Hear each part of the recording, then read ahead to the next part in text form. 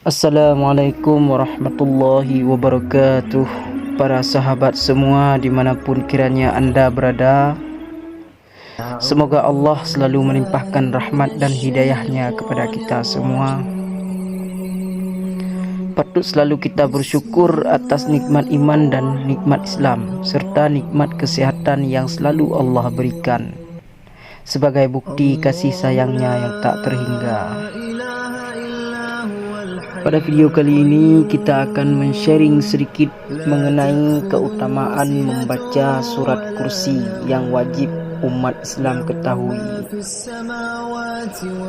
Sebelum menonton video ini, mohon dukungan selalu untuk menyukai video ini, like, komen, subscribe serta bagikan agar bermanfaat buat semua orang. Sudah tahukah anda keutamaan ayat kursi? Berikut penjelasannya.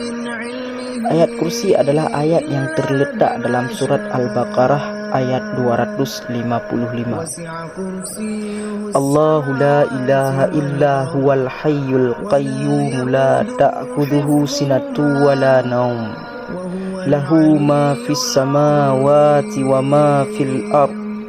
Man zalladhi yashfa'u 'indahu illa biiznihi.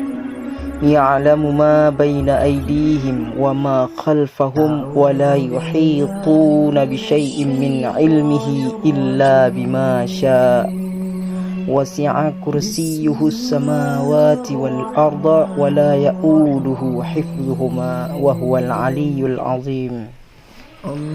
Allah, tidak ada Tuhan yang berhak disembah melainkan Dia yang hidup kekal, lagi terus-menerus mengurus makhluknya, tidak mengantuk dan tidak tidur.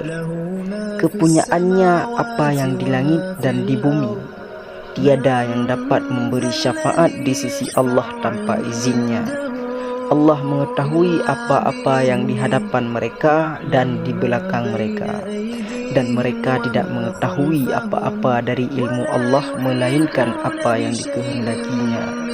Kursi Allah meliputi langit dan bumi, dan Allah tidak merasa berat memelihara keduanya, dan Allah Maha Tinggi lagi Maha Besar.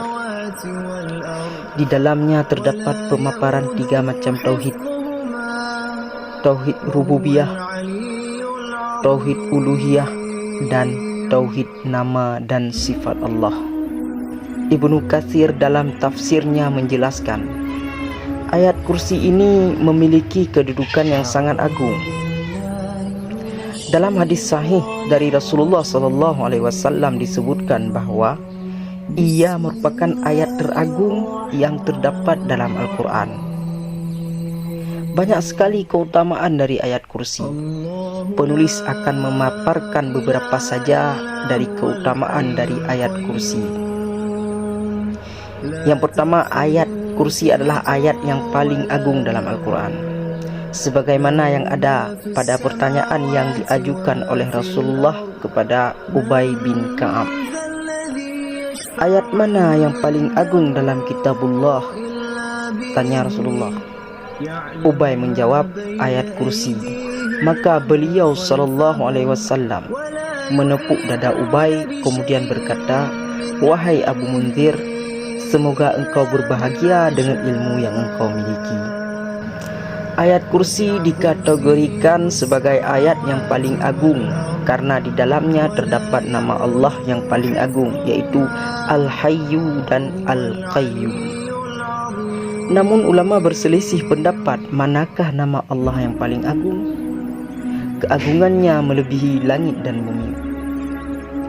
Rasulullah SAW bersabda, tidaklah Allah menciptakan langit dan bumi melebihi agungnya ayat kursi. Karena di dalam ayat kursi telah mencakup nama dan sifat Allah. Sufyan Ats-Tsauri berkata, sebab ayat kursi merupakan salah satu kalamullah, sedangkan kalamullah itu lebih agung dari ciptaan Allah yang berupa langit dan bumi. Hadis riwayat At-Tirmidzi. Yang kedua, ayat kursi merupakan salah satu bacaan zikir sebelum tidur. Rasulullah sallallahu alaihi wasallam bersabda, apabila engkau mendatangi tempat tidur di malam hari, bacalah ayat kursi. Niscaya Allah akan senantiasa menjagamu dan setan tidak akan mendekatimu hingga waktu pagi. Hadis riwayat Al-Bukhari. Jadikanlah ayat kursi sebagai zikir rutin yang dibaca ketika hendak tidur. Selain itu, ayat kursi juga termasuk bacaan zikir pagi dan petang, salah satu sebab masuk surga. Rasulullah sallallahu alaihi wasallam bersabda, barang siapa yang membaca ayat kursi setelah selesai salat, maka tidak ada yang menghalanginya masuk surga kecuali kematian. Hadis riwayat An-Nasa'i. Beberapa hadis di atas menunjukkan keutamaan ayat kursi. Apabila kita merutinkannya, maka kita akan mendapatkan keutamaan yang sangat banyak.